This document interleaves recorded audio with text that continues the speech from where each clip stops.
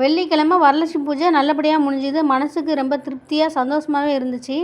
அதுக்கப்புறம் பார்த்திங்கன்னா சனிக்கிழமை அம்மனுக்கு வந்து புனர் பூஜை பண்ணி எல்லாத்தையுமே எடுத்து வைக்க ஆரம்பித்தாச்சு. பாதி அலங்காரத்தோடையே வந்து வீடியோ எண்ட் பண்ணியிருப்பேன். ஏன்னா அலங்காரம் இல்லாமல் காட்டுறது எனக்கு பிடிக்கல. அதனால் வந்து அம்மனை வந்து ஃபுல்லாக கலைக்கிறது வந்து உங்களுக்கு வீடியோவில் காட்டலை. மாலை எடுத்திருப்பேன், அதோடய வந்து அந்த வீடியோ முடிச்சுக்கிட்டேன். அம்மன் வந்து உங்கள் மனசில் எப்போதுமே அதே அலங்காரத்தோடையே மனசில் நிற்கட்டும் அப்படிங்கிறதுனால நான் வந்து அந்த வீடியோவை அப்படியே எண்ட் பண்ணிக்கிட்டேன். அதுக்கப்புறம் எல்லாத்தையும் எடுத்து வச்சதுக்கப்புறம் தான் அட்டைப்பெட்டியில் வைக்கும்போது காமிச்சிக்கலாம் அப்படின்ட்டு மறுபடியும் எடுக்க ஆரம்பித்தேன்.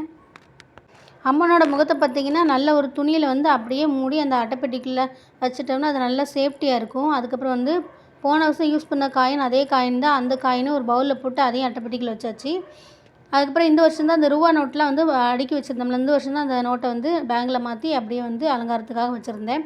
அதையுமே அடுத்த வருஷம் யூஸ் பண்ணிக்கலாம் அப்படின்னு சொல்லிட்டு ஒரு பர்ஸில் அதில் மகாலட்சுமி அம்மனோட சிலை இருந்துச்சு, அதையும் வச்சு அதையும் வந்து அட்டைப்பெட்டிக்குள்ளே சேஃப்டியாக வச்சாச்சு. அது மாதிரி இந்த தோரணம் பார்த்திங்கன்னா ஒயிட் கலர் தோரணம் இந்த வருஷம் தான் வாங்கியிருந்தேன். அதையுமே நல்லபடியாக சேஃப்டியாக ஒரு கவரில் போட்டு இந்த தோரணத்துக்குன்னு ஒரு அட்டைப்பெட்டி வச்சுருக்கேன், அந்த அட்டைப்பெட்டியில் வச்சு அதையும் சேஃப்டி பண்ணியாச்சு.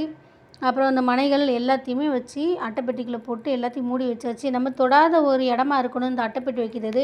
பூஜை கபோர்டுக்கு மேலே நம்ம எந்த காரணத்தை கொண்டு அங்கே போகிறதில்ல, அந்த இடத்த தொட போகிறதும் இல்லை. சுத்தம் இல்லைன்னா அந்த இடத்துக்கு நம்ம போக மாட்டோம்ல, அதனால் எல்லாத்தையுமே இந்த பூஜை கபோர்டு மேலே வந்து நான் வச்சுருவேன்.